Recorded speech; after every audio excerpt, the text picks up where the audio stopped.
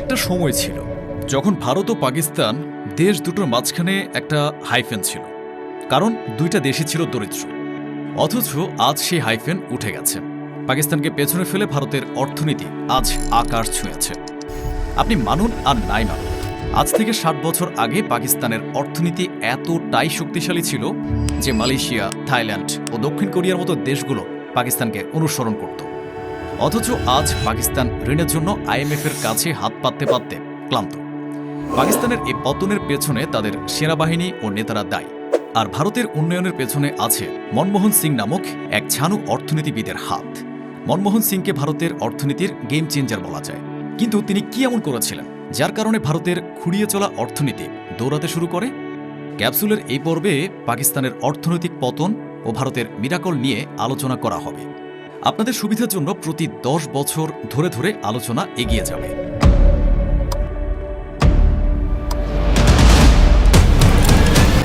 প্রথম দশক ১৯৫০ থেকে ১৯৬০। স্বাধীনতার পর ভারত ও পাকিস্তান দুটো দেশেরই বেহাল অবস্থা ছিল। দুই দেশেরই মাথাপিছু আয় ছিল বছরে মাত্র $৫০ থেকে $৬০ কাছাকাছি। সাক্ষরতার হার ছিল ১০ থেকে ১২%। কৃষি ছিল মূল ভিত্তি, শিল্প বলতে গেলে কিছুই ছিল না। তবে বেশিরভাগ কারখানা, বন্দর আর রেল লাইন ভারতের ভাগে পড়েছিল। পাকিস্তান শুরু করেছিল মাত্র ৩৪টি কারখানা নিয়ে। তাদের কোনো কেন্দ্রীয় ব্যাংক ছিল না। এই অবস্থায় পাকিস্তানের প্রথম প্রধানমন্ত্রী লিয়াকত আলী খান শরণার্থী পুনর্বাসন, রাজস্ব কাঠামো ও খাদ্য সংকট এই ৩টি ফ্রন্টে একসঙ্গে লড়ছিলেন। কিন্তু ১৯৫১ সালে তাকে হত্যা করা হয়। এতে পাকিস্তানের রাজনৈতিক স্থিতিশীলতা নষ্ট হয়ে যায়। এই দশকে পাকিস্তানের অর্থনীতি সামনেও আগায়নি, আবার পেছনেও আগায়নি। এদিকে ভারতের প্রধানমন্ত্রী জওহরলাল নেহেরু ১৯৫১ সালে প্রথম পঞ্চবার্ষিক পরিকল্পনা শুরু করেন। তার লক্ষ্য ছিল ৫ বছরে দেশের মোট আয় ২.১% বাড়বে, তবে বাস্তবে বাড়ে ৩.৬%। এই দশকের শেষে নেহেরু প্রথম ৫টি আইআইটি স্থাপন করেন, যেখান থেকে বের হওয়া ইঞ্জিনিয়াররা পরে পুরো পৃথিবীতে ছড়িয়ে পড়বে। ১৯৫০ সালে পাকিস্তানের মাথাপিছু আয় ভারতের চেয়ে ৪% বেশি ছিল। মানে ভারতের মাথাপিছু আয় যদি হয় $১০০, তাহলে পাকিস্তানের মাথাপিছু আয় ছিল $১০৪। তবে ১৯৬০ সালে ভারতের মাথাপিছু আয় পাকিস্তানের চেয়ে ১৭% বেশি হয়ে যায়। ফলে প্রথম দশকেই ভারত এগিয়ে গেল। দ্বিতীয় দশক ১৯৬০ থেকে ১৯৭০। কিন্তু ভারতের এগিয়ে যাওয়া বেশি দিন টিকল না, কারণ এই দশকে পাকিস্তান নিজের ইতিহাসের সবচেয়ে ভালো সময় পার করে। ১৯৫৮ সালে সামরিক অভ্যুত্থানের মাধ্যমে জেনারেল আইয়ুব খান ক্ষমতায় আসেন। তিনি আমেরিকার সঙ্গে সম্পর্ক মজবুত করে প্রচুর বিদেশি সহায়তা পান। সে অর্থে পাকিস্তানের সেচ ব্যবস্থা বাড়ে, উচ্চ ফলনশীল বীজ আসে, বস্ত্রশিল্প, সিমেন্ট, রাসায়নিক শিল্পে ব্যাপক বিনিয়োগ হয়। ফলে পাকিস্তানের রপ্তানি তরতরিয়ে বাড়তে থাকে। পাকিস্তানের রপ্তানি তখন মালয়েশিয়া, থাইল্যান্ড, ফিলিপাইন ও ইন্দোনেশিয়ার চেয়েও বেশি। দক্ষিণ কোরিয়ার মতো দেশও অর্থনৈতিক উন্নয়নের জন্য পাকিস্তানের দিকে নজর রাখছিল। এ সময় পাকিস্তানের অর্থনীতি বছরে গড়ে ৬ থেকে ৭% করে বাড়ছিল। কিন্তু এই উন্নতির নিচে একটা বিষের বীজ ছিল। ১৯৬৮ সালে পাকিস্তানের অর্থনীতিবিদ মাহবুবুল হক বলেন, পাকিস্তানের শিল্প সম্পদের ৬৬% মাত্র ২২টি পরিবারের হাতে। ব্যাংকের ৮০% নিয়ন্ত্রণ অল্প কিছু ব্যক্তির কবজায়। ফলে পাকিস্তানের উন্নতি ছিল এলিটদের উন্নতি। সাধারণ মানুষ এই উন্নয়ন থেকে বঞ্চিত ছিল, বিশেষ করে পূর্ব পাকিস্তান তথা বর্তমান বাংলাদেশের সাধারণ মানুষ। একই সময়ে ভারতও হোঁচট খাচ্ছিল। ১৯৬২ সালে চীনের সাথে যুদ্ধে ভারতের পরাজয় হয়। এরপর ১৯৬৪ সালে নেহেরুর মৃত্যু হয়। তারপর ১৯৬৬ সালে ভারতে দেখা দেয় ভয়াবহ খরা। এই দশকে পাকিস্তান পরিষ্কারভাবে এগিয়েছিল। ১৯৭০ সালে পাকিস্তানের মাথাপিছু আয় ভারতের তুলনায় প্রায় ১.৫ গুণ বেশি ছিল। কিন্তু এই সোনালী দিনের মেয়াদ বেশি দিন ছিল না। তৃতীয় দশক ১৯৭০ থেকে ১৯৮০। এই দশকে পাকিস্তান নিজের পায়ে নিজেই কুড়াল মারে। ১৯৭১ সালে পূর্ব পাকিস্তান আলাদা হয়ে যায়। এই বিচ্ছেদ শুধু ভূখণ্ড হারানো নয়, এটা ছিল এক অর্থনৈতিক বিপর্যয়। পূর্ব পাকিস্তান তখন পাকিস্তানের মোট রপ্তানির ৫০%-এরও বেশি উৎপাদন করত। বিশেষ করে পূর্ব পাকিস্তানের পাট থেকে পাকিস্তানের বেশি লাভ হতো। এমন একটা প্রদেশ হারানো মানে দেহ থেকে একটা হাত হারিয়ে ফেলা। এই বিপর্যয়ের পর ক্ষমতায় এলেন জুলফিকার আলী ভুট্টো। তার স্লোগান ছিল রুটি কাপড় মাকান, মানে খাবার, কাপড় ও বাসস্থান নিশ্চিত করাই তার লক্ষ্য ছিল। এটা শুনে খুব আকর্ষণীয় মনে হয়, তবে বাস্তবে পাকিস্তান ঠকে গিয়েছিল। কেননা ভুট্টোর আমলে পাকিস্তানের বেসরকারি প্রতিষ্ঠানগুলোকে জাতীয়করণ করা শুরু হলো। জাতীয়করণ মানে হলো বেসরকারি মানুষের কারখানা বা ব্যবসা সরকার নিজের হাতে নিয়ে নেওয়া। ১৯৭২ থেকে ১৯৭৭ সালের মধ্যে মোট ৩১টি বড় শিল্প প্রতিষ্ঠান আর ১৩টি ব্যাংক সরকারের হাতে চলে আসে। উদ্দেশ্য ছিল ভালো, কিন্তু ফলাফল হলো ভয়াবহ। বেসরকারি বিনিয়োগকারীরা পাকিস্তান ছেড়ে পালালো, কারণ যে দেশে সরকার হঠাৎ করে আপনার কারখানা নিজের হাত থেকে নিয়ে নিতে পারে সেই দেশে কে বিনিয়োগ করবে? ফলে পাকিস্তানের শিল্পোৎপাদন কমল, রপ্তানিও কমল। এতে মানুষের আয় কমে যায়, ব্যয় বেড়ে যায়। এটা ছিল পাকিস্তানের পতনের শুরু। এদিকে ভারতে ইন্দিরা গান্ধী ১৯৭৫ সালে জরুরি অবস্থা জারি করেন, কিন্তু ১৯৭৭ সালে নির্বাচন হলো, ইন্দিরা হেরে গেলেন। ক্ষমতা শান্তিপূর্ণ পরিবর্তন হলো। এটাই ভারতের সবচেয়ে বড় সম্পদ। কারণ একটা দেশের নির্বাচনে সেনাবাহিনী যদি নিরপেক্ষ থাকে তাহলে মানুষ নিশ্চিন্তে ভোট দেয়, দেশ শান্ত থাকে, আর শান্ত দেশে বিনিয়োগ আসে। ভারতের উন্নতি ছিল কচ্ছপ গতির, তবে সেই উন্নয়নে ধারাবাহিকতা ছিল। ১৯৮০ সালে পাকিস্তানের মাথাপিছু আয় ভারতের চেয়ে ২৪% বেশি ছিল। পাকিস্তান এখনও এগিয়ে, কিন্তু ব্যবধান কমছে। চতুর্থ দশক, ১৯৮০ থেকে ১৯৯০। ১৯৭৭ সালে জেনারেল জিয়াউল হক ক্ষমতায় আসেন। তিনি ভুট্টোকে জেলে পাঠান, পরে ফাঁসিও দেন। তারপর ১৯৭৯ সালে সোভিয়েত ইউনিয়ন আফগানিস্তানে সৈন্য পাঠায়। সোভিয়েত ইউনিয়ন ছিল আমেরিকার সবচেয়ে বড় শত্রু। আফগানিস্তানে সোভিয়েত ঢুকলে আমেরিকা ভয় পেয়ে গেল।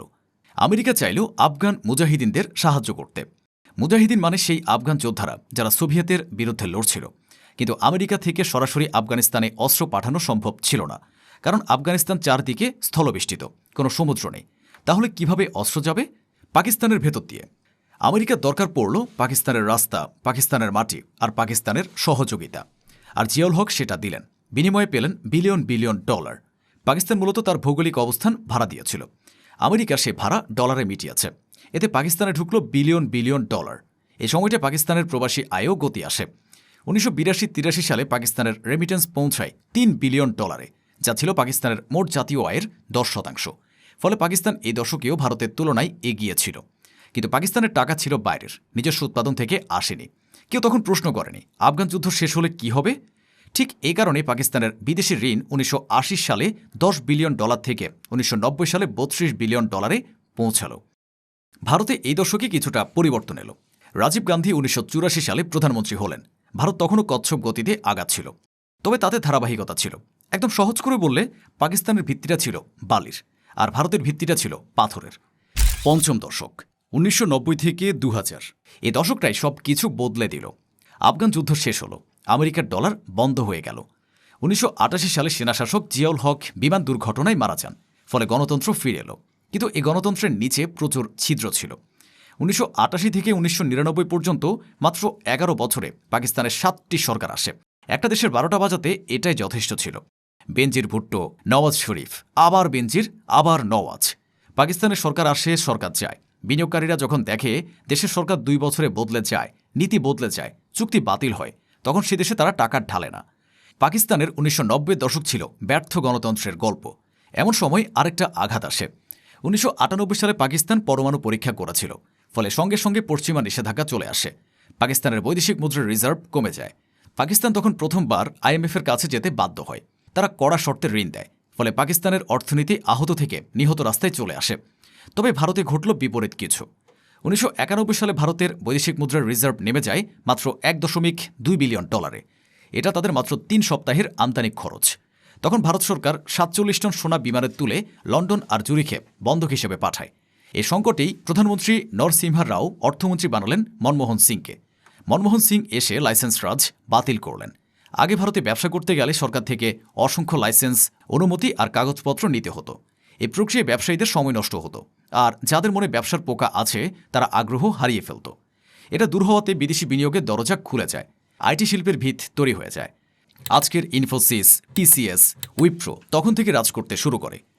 মনমোহন সিং আরও একটা জায়গায় সাহসিকতার পরিচয় দিয়েছিলেন, যার ফলে ভারতের অর্থনীতি চাঙ্গা হয়ে ওঠে। তিনি বিদেশি কোম্পানিগুলোর জন্য ভারতের দরজা খুলে দেন। প্রশ্ন আসতে পারে, একটা দেশে বিদেশি কোম্পানি আসবে, আর এমন কি ব্যাপার? আসলে ইস্ট ইন্ডিয়া কোম্পানি ভারতে ব্যবসা করতে এসে ২০০ বছর শাসন করে গিয়েছিল। তখন ভারতের মানুষ ভাবত বিদেশি কোম্পানি মানেই আরেকটা east India company. Manmohan Singh সেই ভয়টা সরিয়ে দিলেন। ১৯৯১ থেকে ২০০০ পর্যন্ত ভারতের আইটি রপ্তানি ১৫০ মিলিয়ন থেকে ৫.৭ বিলিয়ন ডলারে চলে যায়, ৩৮ গুণ বৃদ্ধি। ১৯৯০ সালে ভারত ও পাকিস্তান দুই দেশের মাথাপিছু আয় প্রায় সমান, দুটোই প্রায় $৩৭০। ষষ্ঠ দশক, ২০০০ থেকে ২০১০। এবার ভারত বাতাসের গতিতে এগিয়ে যেতে থাকল। ২০০৩ থেকে ২০০৮ পর্যন্ত ভারতের মোট আয় বছরে ৮ থেকে ৯% করে বাড়ছিল। ২০০৬ সালে সেটা হলো রেকর্ড ৯.৬%। সে বছর ভারত ছিল পৃথিবীর দ্বিতীয় দ্রুততম বর্ধনশীল অর্থনীতি। ভারতের আগে ছিল শুধুই চীন। এ সময়টায় আইটি শিল্পে ভারতের মধ্যবিত্ত শ্রেণীর উত্থান হয়। বেঙ্গালুরু হয়ে ওঠে ভারতের সিলিকন ভ্যালি। এই দশকে ভারতের ২০ কোটিরও বেশি মানুষ দারিদ্র্য সীমার উপরে উঠল। কিন্তু পাকিস্তানে এই দশকে কি হলো? ১৯৯৯ সালে জেনারেল মোশাররফ চতুর্থ অভ্যুত্থান করলেন। তারপর আমেরিকায় ঘটে কুখ্যাত 9/11। আমেরিকা তখন ওসামা বিন লাদেনকে মরিয়া হয়ে খুঁজছিল। লাদেন ছিল আফগানিস্তানে, ফলে আমেরিকা আফগানিস্তানে আক্রমণ করার সিদ্ধান্ত নিল। কিন্তু চারিদিকে স্থলবেষ্টিত আফগানিস্তানে আমেরিকার সৈন্য, অস্ত্র, রসদ পাঠাতে হলে পাশের কোনো দেশের ভেতর দিয়ে যেতে হবে, আর সেই দেশটা হলো পাকিস্তান। আমেরিকার আবারও পাকিস্তানকে দরকার পড়ল। পাকিস্তান আবার তার ভৌগোলিক অবস্থান ভাড়া দিল। আবার বিলিয়ন ডলারের সাহায্য এলো। মোশাররফের আমলে ২০০৪ সালে পাকিস্তানের মোট আয় বাড়ল ৮.৬%। কিন্তু এটা ছিল বিদেশি ঋণের উন্নতি। ২০০৭ সালে পাকিস্তানের বিদেশি ঋণের পরিমাণ দাঁড়ায় ৪৩ বিলিয়নে। সরকার আসে, ঋণ নেয়, বিদায় নেয়। এটা একরকম রুটিনে পরিণত হয়েছে। ১৯৫৮ সাল থেকে পাকিস্তান মোট ২৩ বার আইএমএফের কাছে হাত পেতেছে। এর বেশিরভাগই এই ২০০০ থেকে ২০১০ দশকে ঘটেছে।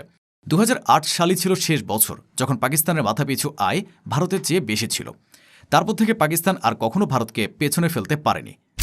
সপ্তম দশক ২০১০ থেকে ২০২০। এই দশকে ভারত পাকিস্তান নামের মাঝ থেকে হাইফেনটা উঠে যাওয়ার দশক। ২০০৮ সালে বিশ্বজুড়ে অর্থনৈতিক সংকট শুরু হলে বিশ্বের সব দেশই ধাক্কা খায়। তবে ভারত সামলে নিলেও পাকিস্তান আটকে যায়। পাকিস্তান এই সময় একসঙ্গে রাজনৈতিক অস্থিরতা, সন্ত্রাসবাদ ও ঋণের চাপ, এই তিনটের সঙ্গে লড়ছিল। তারপর এলো সিপেক তথা চায়না পাকিস্তান ইকোনমিক করিডোর। চীন পাকিস্তানকে ৬২ বিলিয়ন ডলার বিনিয়োগের প্রতিশ্রুতি দেয়। এই টাকায় রাস্তা, বন্দর ও বিদ্যুৎ কেন্দ্রের মতো জরুরি অবকাঠামো তৈরি হবে। পাকিস্তান ভাবল এবার সব বদলে যাবে। কিন্তু সিপেকের বেশিরভাগ প্রকল্পে চীনা কোম্পানিগুলো কাজ পেল, চীনা শ্রমিক এলো, চীনা যন্ত্রপাতি এলো, আর পাকিস্তানকে ঋণ শোধ করতে হবে ডলারে। ২০০৫ থেকে ২০২৩ পর্যন্ত পাকিস্তানে চীনের বিনিয়োগ হল ১৬ বিলিয়ন ডলার, আর চীনা কোম্পানির কাজ হল ৫১.২ বিলিয়ন ডলার। মানে চীন বিনিয়োগ করল ১৬ বিলিয়ন, কিন্তু ঠিকাদারি নিয়ে গেল ৫১ বিলিয়ন। এতে পাকিস্তানের ঋণ বাড়ল, কিন্তু নিজের শিল্প বাড়ল না। এদিকে একই দশকে ভারত গেল অন্যদিকে। Digital payment, UPI, startup economy, এই নামগুলোর সঙ্গে ভারতীয়রা অভ্যস্ত হয়ে পড়ে। মানে তারা ডিজিটালাইজড হতে শুরু করে। ২০১১ সালে ভারতের প্রথম ইউনিকর্ন ইনমোবি জন্ম নিল। ইউনিকর্ন হলো এমন একটি বেসরকারি কোম্পানি যার বাজার মূল্য ১ বিলিয়ন ডলার বা তার বেশি, কিন্তু সেটা এখনও শেয়ার বাজারে তালিকাভুক্ত হয়নি। মানে সাধারণ মানুষ সেই কোম্পানির শেয়ার কিনতে পারে না। ২০১৭ সালে ভারতের ইউনিকর্নের সংখ্যা ছিল ১২। বর্তমানে তা ১৩১-এ পৌঁছেছে। এই দশকের শেষে ভারতের মাথাপিছু আয় পাকিস্তানের ১.৫ গুণ হয়ে গেল। হাইফেনটা পুরোপুরি উঠে গেল। অষ্টম দশক ২০২০ থেকে ২০২৫। এবার ভারতের ধরাছোঁয়ার বাইরে চলে যাবার পালা। ভারতে ২০২১ থেকে ২০২৩ পর্যন্ত দেশের মোট আয় বাড়ল ৮.৭, তারপর ৭.২, তারপর ৮.২%। ২০২৩ সালে ভারত পেরিয়ে গেল যুক্তরাজ্য ও ফ্রান্সকে। তারা হয়ে গেল পৃথিবীর পঞ্চম বৃহত্তম অর্থনীতি। ২০২৪ সালে এশিয়া প্যাসিফিকে সবচেয়ে বেশি বিদেশি বিনিয়োগ পেল ভারত। সে বিনিয়োগের পরিমাণ ১০৮.৬ বিলিয়ন ডলার। আর ইউনিকর্ন ২০২২ সালে ভারতে ইউনিকর্নের সংখ্যা সেঞ্চুরি হাঁকায়। বর্তমানে ভারতে ১৩১টি কোম্পানি আছে যাদের প্রত্যেকের মূল্য ১ বিলিয়ন ডলারেরও বেশি। ভারতের আগে আছে শুধু আমেরিকা আর চীন। আর দারিদ্র্য ২০১২ থেকে ২০২৩ পর্যন্ত ২৭ কোটি মানুষ দারিদ্র্য সীমার উপরে উঠেছে। এদিকে পাকিস্তানে এই দশকে কি হলো? ২০১৮ সালে পাকিস্তান আইএমএফের কাছে গেল। ৬ বিলিয়ন ডলার ঋণের বিনিময়ে আইএমএফ শর্ত দেয়, বিদ্যুতের দাম বাড়াও, ট্যাক্স বাড়াও আর ভর্তুকি কমাও। কিন্তু ২০১৯ সালে ইমরান খান আইএমএফের শর্ত মানলেন না, ঋণ আটকে গেল। ২০২২ সালে আসে ভয়াবহ বন্যা, ক্ষতি হয় ৩০ বিলিয়ন ডলার। এরপর ২০২৩ সালে পাকিস্তানের বৈদেশিক মুদ্রার রিজার্ভ নামল মাত্র ৩ সপ্তাহের আমদানির সমান। মুদ্রাস্ফীতি ৩৮%। মানে আগে যে রুটি ১০ টাকায় কিনতেন, এবছর সেটা ১৩ টাকা ৮০ পয়সা কিনতে হচ্ছে। পাকিস্তান দেউলিয়ার দ্বারপ্রান্তে পৌঁছে যায়। আইএমএফ তখন ৩ বিলিয়ন ডলার দিল, সঙ্গে প্রচুর শর্ত জুড়ে দেয়। ২০২৪ সালে পাকিস্তানের মোট বিদেশি ঋণ ১৩০ বিলিয়ন ডলার, এবং তার মধ্যে ২২% চীনের। ২০২৭ পর্যন্ত পাকিস্তানকে শোধ দিতে হবে ১০০ বিলিয়ন ডলার। এটাই এখন ভারত আর পাকিস্তানের অর্থনৈতিক বাস্তবতা। পাকিস্তানকে পেছনে ফেলার পথে ভারত থেকে ৩টি জিনিস শেখার আছে। ১. উন্নতি ধীরে হোক, তবে ভিত যেন শক্ত থাকে। ২. রাজনৈতিক স্থিতিশীলতা ধরে রাখা। ৩. বিদেশের দয়া নয়, অভ্যন্তরীণ উন্নয়নে ভরসা রাখা। আপনার কি মনে হয়, পাকিস্তান কি আবারও তার সোনালী অতীতে ফিরতে পারবে? তারা কি ভারতকে পেছনে ফেলতে পারবে? পারলে কত সাল নাগাদ পারবে? আপনার মন্তব্য জানান। ক্যাপসুলের ভূরাজনৈতিক ভিডিও ভালো লেগে থাকলে চ্যানেলটি সাবস্ক্রাইব করুন। দেখা হবে পরবর্তী আলোচনায়।